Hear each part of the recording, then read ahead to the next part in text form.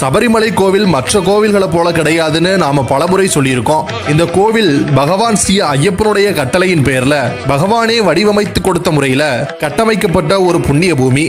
எந்த அளவிற்கு புண்ணிய பூமினா, தன்னை பார்க்க வருகிற பக்தர்களை எல்லாம் பார்ப்பதற்காக, அவர்களுடைய குறைகளை எல்லாம் தீர்ப்பதற்காக கலியுகம் முடியும் வரைக்கும் இந்த சபரி சன்னிதானத்திலேயே வீற்றிருந்து நான் அருள் புரிவேன்னு ராஜசேகர மன்னன் கிட்ட கொடுத்த வாக்கின்படி இன்னமும் இந்த நொடி வரைக்கும் சபரிமலை மகா சன்னிதானத்துல உயிரோடு பகவான் வீற்றிருக்காருங்கிறதும், இருமுடி கட்டி போகின்ற நாம் ஒவ்வொருவரும் நாம பகவானை பார்க்கணுங்கிறத விட நாம ஒவ்வொருவரையும் சன்னிதானத்துல பகவானே கண்ணெடுத்து பார்க்கிறாருங்கிறது தான் சத்தியமான உண்மை. அதனாலதான் பகவானுடைய சன்னிதானத்துல நாம ஒரு நொடி பொழுது நின்னாலும் நமக்கு அத்தனை பெரிய திருப்தியும் பரவசமும் கிடைக்குது. இப்படி நான் இன்னும் இங்கத்தான் இருக்கேங்கிறதுக்கு சாட்சியா தன்னை பார்க்க வருகிற பக்தர்கள் ஒவ்வொருவருக்கும் ஏதாவது ஒரு அதிசயத்தையும் அற்புதத்தையும் நிகழ்த்தி கொடுக்கிற பகவான, அந்த கலியுக வரதனை இந்த மணிமண்டபத்துல ஜீவ